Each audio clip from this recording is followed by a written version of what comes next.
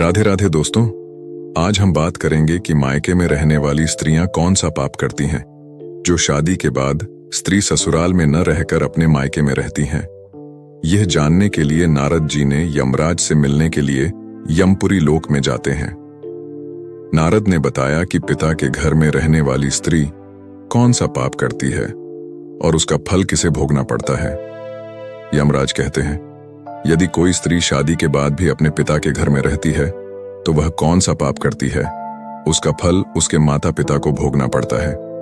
दोस्तों, इस विषय में एक प्राचीन कथा का वर्णन पुराणों में किया गया है।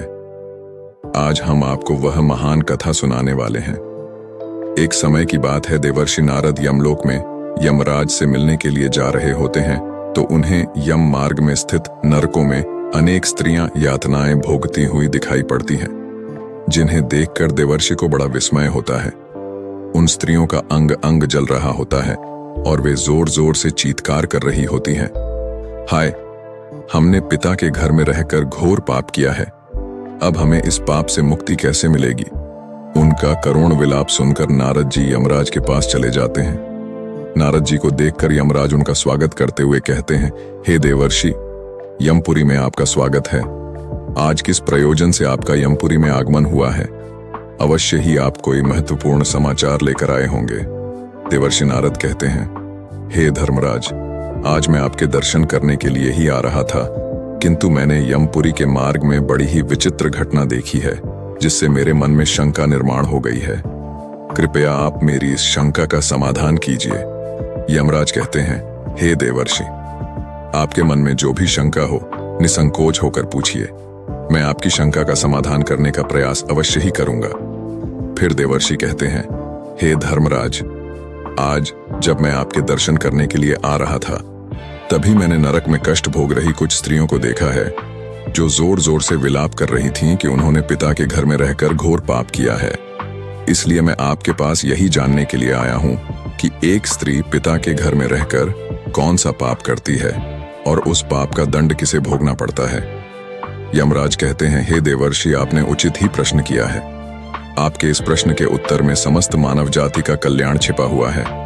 आपके इस प्रश्न का उत्तर देने से पूर्व मैं आपको महाराज कंस के जन्म की कथा सुनाता हूँ। महाराज कंस के जन्म की इस कथा के माध्यम से आपकी शंका भी दूर हो जाएगी और समस्त मनुष्य जाति को महत्वपूर्ण ज्ञान की प्राप्ति होगी। इसलिए आप इस कथा को ध्यान से पूरा सुनिए। जो भी मनुष्य इस कथा का श्रवण करता है, मैं उसके 50 अपराध माफ करता हूँ। देवर्षि कहते हैं, हे धर्मराज, आप इस कथा को अवश्य कहिए। मैं इस कथा को सुनने के लिए उत्सुक हूँ। मैं इस कथा को ध्यान पूर्वक सुनकर इसका प्रचार करूंगा। फिर यमराज देवर्षि को वह कथा सुनाने लगते हैं। हे देवर्षि, 28वें द्वापर युग के आने पर यह इतिहास घटित होने वाला है। यदुवंशी कुल के नरेश वीरवर उग्रसेन के यहाँ पर जो घटना घटित होने वाली है, मैं उसी का भूतकाल के रूप में आपके समक्ष वर्णन करता हूँ। माथुर प्रदेश में मथुरा नाम की एक नगरी है। उस नगरी में उग्रसेन नाम के यदुवंशी सम्राट राज्य करते थे। महाराज उग्रसेन बड़े ही पराक्रमी, संपूर्ण धर्मों के तत्वज्ञ, बलवान, दानशूर तथा अत्यंत बुद्धिमान थे। महाराज अपनी प्रजा का पालन करने में तत्पर तथा सत्य धर्म का पालन करने वाले थे। उसी समय में विदर्भ नाम के देश पर सत्यकेतु नाम से एक प्रसिद्ध राजा राज्य करते थे। महाराज सत्यकेतु की एक पुत्री थी जिसका नाम पद्मावती था, जो अत्यंत सुंदर, सत्य धर्म का पालन करने वाली, गुणवान, चरित्रवान तथा स्त्री के समस्त गुणों से युक्त साक्षात लक्ष्मी के समान रूप वाली थी। महाराज सत्यकेतु ने जब अपनी पुत्री का विवाह करने का विचार किया और उनके लिए उचित वर खोजने लगे तो उन्हें उस समय पर महाराज उग्रसेन के समान दूसरा कोई दिखाई न पड़ा। इसलिए उन्होंने अपनी पुत्री का विवाह महाराज उग्रसेन से करा दिया। विवाह के बाद रानी पद्मावती ने महाराज उग्रसेन की बड़ी सेवा की। रानी पद्मावती के स्नेह और प्रेम से मथुरा नरेश उग्रसेन मुग्ध हो गए और वे पद्मावती को प्राणों से भी अधिक प्रेम करने लगे। वे रानी पद्मावती को साथ लिए बगैर भोजन भी नहीं करते थे। रानी के मुख के दर्शन किए बगैर महाराज को चैन नहीं पड़ता था। महाराज रानी के साथ क्रीड़ा विलास करने में ही समय बिताने लगे। महाराज पद्मावती से इतना प्रेम करने लगे थे कि उसके बिना उन्हें एक क्षण भी चैन नहीं पड़ता था। उन्हें पद्मावती की मधुर बातें अमृत के समान सुख प्रदान करती थीं। पद्मावती की मुस्कान से ही महाराज मंत्रमुग्ध हो जाया करते थे। पद्मावती भी महाराज से बहुत अधिक प्रेम करने लगी थी। इस प्रकार से महाराज उग्रसेन और पद्मावती में परस्पर प्रेम बहुत अधिक बढ़ गया। फिर कुछ समय के पश्चात महारानी पद्मावती के पिता विदर्भ नरेश सत्यकेतु को अपनी पुत्री की बड़ी याद आने लगी। पद्मावती की माता भी अपनी पुत्री के दर्शन न होने के कारण अत्यंत दुखी थी। फिर महाराज सत्यकेतु ने महाराज उग्रसेन के पास अपने दूत को भेजा। उस दूत ने मथुरा जाकर महाराज उग्रसेन से आदरपूर्वक कहा, हे महाराज, विदर्भ नरेश सत्यकेतु ने अपनी कुशल कहलाई है और आपका कुशल समाचार पूछ रहे हैं। यदि आपको उनका स्नेह और सम्मान स्वीकार हो तो आप कृपया राजकुमारी पद्मावती को उनके यहाँ भेजने की व्यवस्था कीजिए। वे अपनी पुत्री को देखना चाहते हैं। उन्हें बड़े दिनों से अपनी पुत्री की याद आ रही है और उससे मिलने की उनके मन में बड़ी इच्छा है। महाराज उग्रसेन ने जब दूत के मुख से यह बात सुनी तो उन्होंने बड़े आदर के साथ महाराज सत्यकेतु की इच्छा का स्वागत किया और अपनी उदारता दिखाते हुए उन्होंने अपनी प्राणप्रिया पत्नी पद्मावती को अपने पिता के पास भेजने का निश्चय किया। महारानी पद्मावती अपने पति के निर्णय से अत्यंत प्रसन्न हुई और अपने पति से आज्ञा लेकर पिता से मिलने के लिए रथ में बैठकर चली गई। अपने पिता के घर पहुंचकर पद्मावती ने पिता को नमस्कार किया और उनके चरण स्पर्श किए। अपनी पुत्री को देखकर महाराज सत्यकेतु को और उनकी पत्नी को बड़ी प्रसन्नता हुई। फिर पद्मावती अपने पिता के घर में बड़ी ही प्रसन्नता के साथ रहने लगी। वहां पर वह अपनी सखियों से मिली और उनके साथ स्वच्छंद होकर विहार करने लगी। पहले की तरह ही वह वन में घूमने लगी, नदी सरोवर के पास जाकर विचरण करने लगी। अपने पिता के घर आकर वह पुनः बालिका बन गई और उसके आचरण में भी बालिका की तरह संकोच का भाव न रहा और वह इधर उधर स्वतंत्र होकर घूमने लगी। फिर एक दिन की बात है, पद्मावती अपनी सखियों के साथ एक सुंदर पर्वत पर सैर करने के लिए चली गई। उस पर्वत की तराई में एक रमणीय वन दिखाई दिया जो सुंदर सुंदर वृक्षों से शोभा पा रहा था। उस वन में एक अत्यंत मनोहर स्वच्छ जल से भरा हुआ तांसी नाम का सरोवर था। उस सरोवर को देखकर पद्मावती अपनी सखियों को लेकर सरोवर के पास चली गई और उस सरोवर में अपनी सखियों के साथ हंसती गाती हुई जल क्रीड़ा करने लगी। अपने सखियों के साथ खेलते कूदते हुए वह अपने पति परमेश्वर को भूल गई और मौज करने लगी। उसी समय कुबेर का एक सेवक गोहिल नाम का दैत्य दिव्य विमान पर बैठकर आकाश के मार्ग से कहीं पर जा रहा था। जब वह उस सरोवर के ऊपर से जा रहा था तो उस राक्षस की दृष्टि सुंदर रूप तथा बड़ी बड़ी आंखों वाली राजकुमारी पद्मावती पर पड़ी, जो हंसते खेलते हुए सरोवर में स्नान कर रही थी। उसे देखते ही वह दैत्य आकाश में ही रुक गया। उसे अपनी ज्ञान शक्ति से पता चला कि वह सुंदरी विदर्भ नरेश की पुत्री पद्मावती है, जो महाराज उग्रसेन की प्यारी पत्नी है।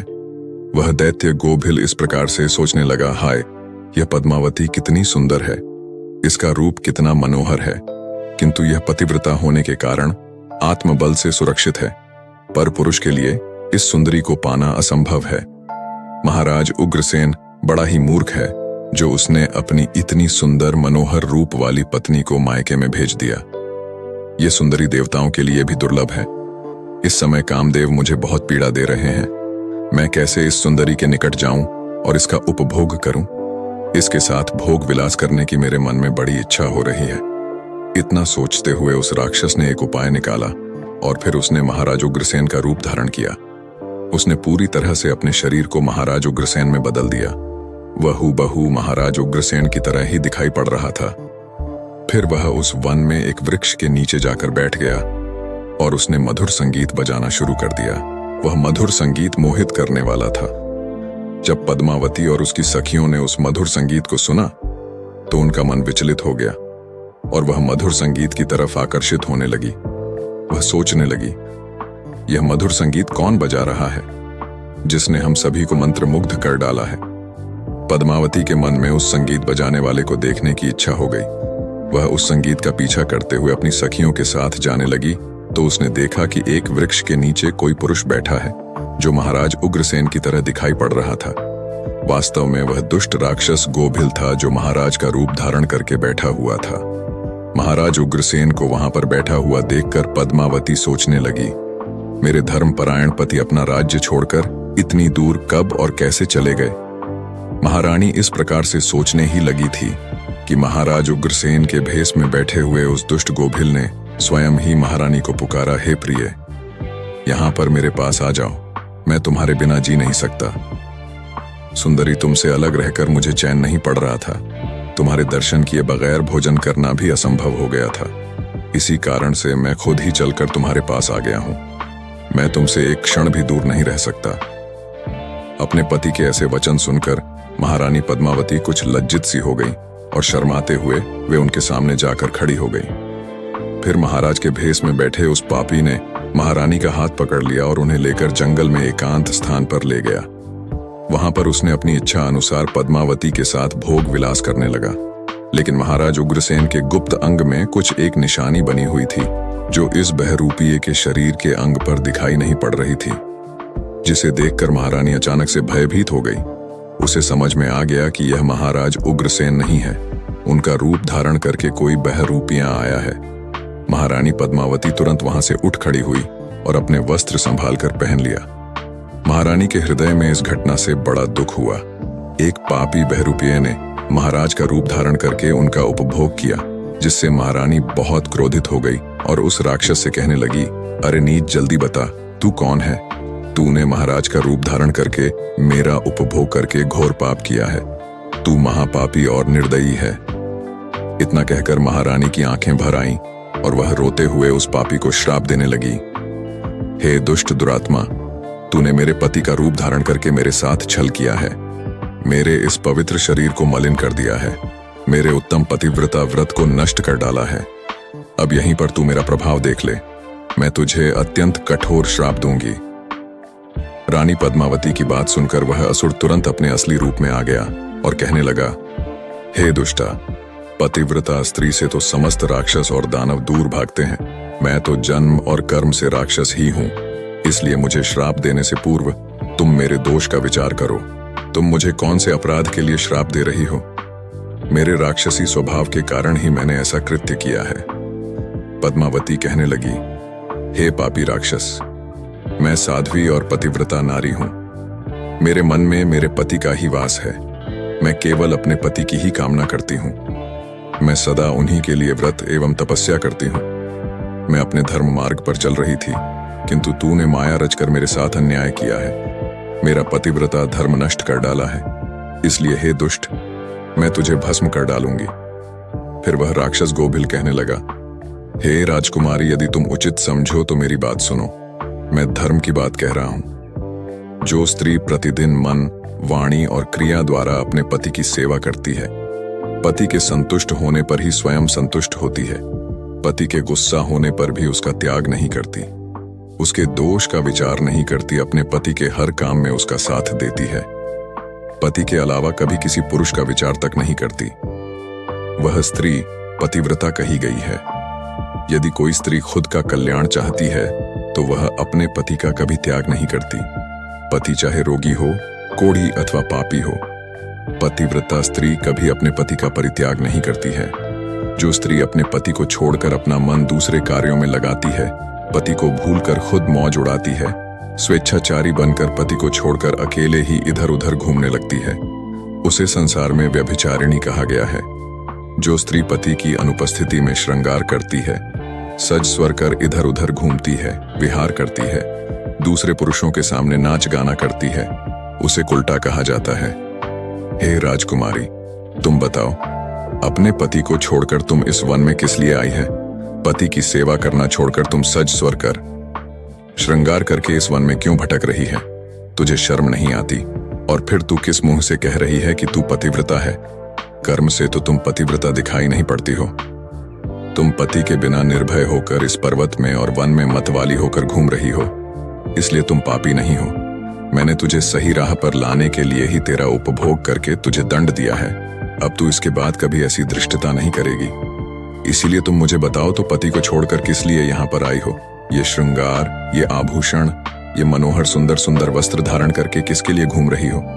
तुम्हारा पति तो दूर विदेश में रहता है, तू किसके लिए इतना सज स्वर कर घूम रही हो? हे पापिनी, अब बोलो ना, किस लिए और किसके लिए ये सब किया? कहाँ है तुम्हारा पतिव्रता धर्म? दिखाओ तो मुझे व्यभिचारिणी स्त्री के समान बर्ताव करने वाली नारी।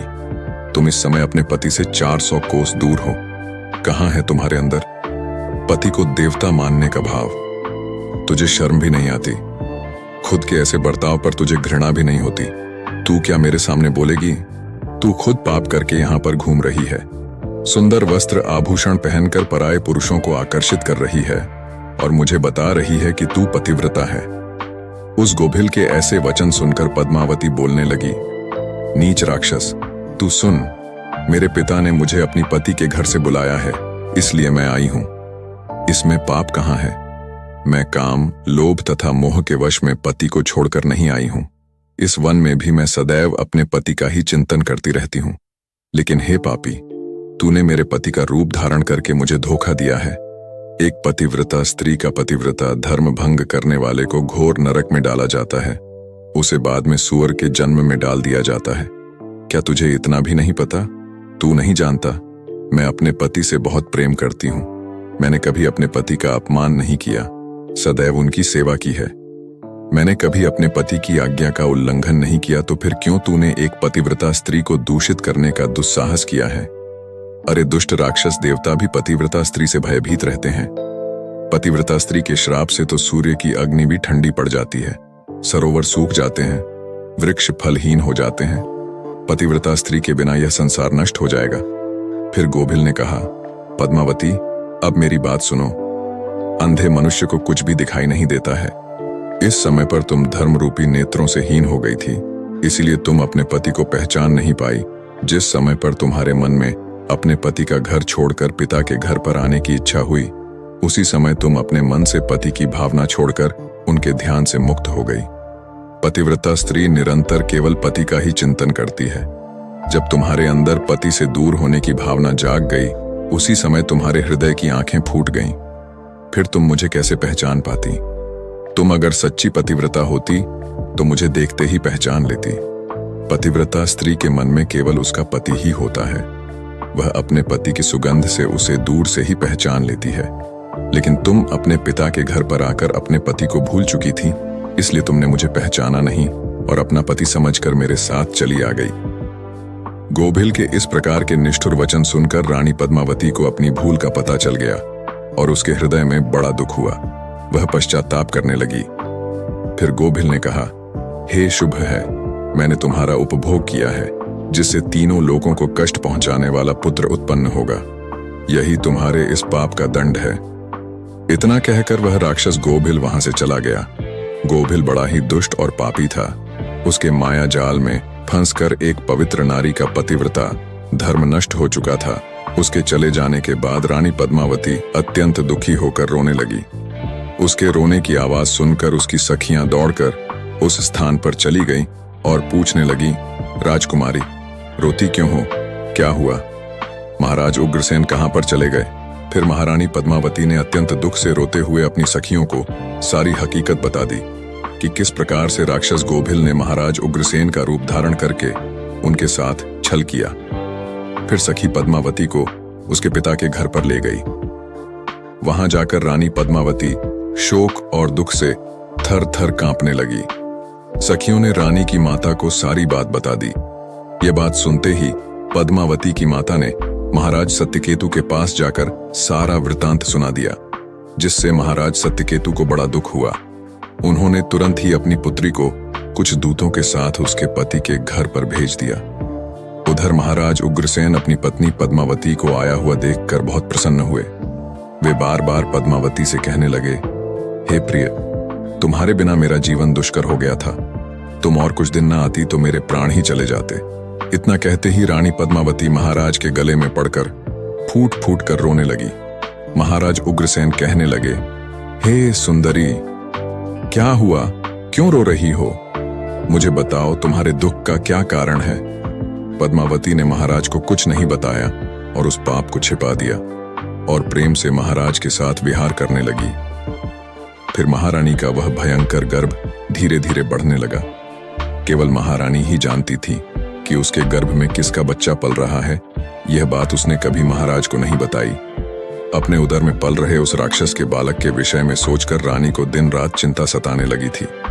वह गर्भ 9 वर्ष तक बढ़ता गया और उसके बाद महाभयंकर कंस का जन्म हुआ। वही कंस जब बड़ा हुआ तो उसने तीनों लोकों के निवासी को कष्ट पहुंचाना शुरू किया और फिर अंत में भगवान श्री कृष्ण के हाथों से उसकी मृत्यु हो गई और उसे मोक्ष प्राप्त हुआ। यमराज कहते हैं, हे देवर्षि, भविष्य में घटित होने वाली इस घटना को मैंने आपको भूतकाल के रूप में सुना दिया है। अतः कन्या को विवाह के बाद पिता के घर में अधिक समय तक नहीं रहना चाहिए। पुत्री अपने पिता के घर में रहकर जो पाप करती है उसका फल माता पिता को भोगना पड़ता है। इसलिए किसी भी पिता को अपनी पुत्री के विवाह के बाद उसे अपने घर में नहीं रखना चाहिए। जिस पुरुष के साथ उसका विवाह किया गया है उसी के घर में स्त्री का पालन पोषण होना चाहिए। वहां रहकर जब वह भक्तिपूर्वक अपने पति की सेवा करती है उसे दोनों कुल की कीर्ति बढ़ती है। पिता के घर में आने पर वह फिर से अपने पुराने दिनों को याद करती है और पति को भूल जाती है। ऐसे में उसके द्वारा अनजाने में ही भयंकर पाप हो सकता है। विवाह के बाद स्त्री की रक्षा केवल उसका पति ही कर सकता है। पति से दूर रहने वाली स्त्री के मन में कभी भी पाप उत्पन्न हो सकता है। वह मोहवश पराये पुरुष के चंगुल में फंस सकती है। इसलिए उचित यही है कि उसे उसके पति से दूर न किया जाए। यदि वह स्त्री ससुराल में रहकर पाप करती है तो उसका फल उसके पति को भोगना पड़ता है। पुत्री के उत्तम गुणों से ही पिता की कीर्ति बढ़ती है। इसलिए पुत्री का स्थान उसके पति के घर पर ही होता है। दामाद के साथ भी कन्या को अपने घर में नहीं रखना चाहिए। तो दोस्तों, इस प्रकार से यमराज ने देवर्षि नारद को रानी पद्मावती की कथा सुनाकर संसार को उत्तम संदेश दिया है। तो दोस्तों, आशा करते हैं आपको यह कथा अवश्य ही पसंद आई होगी। वीडियो को लाइक और कमेंट में सच्ची श्रद्धा से जय श्री कृष्णा अवश्य लिखें और साथ ही चैनल को सब्सक्राइब करें। आप सभी का बहुत बहुत धन्यवाद।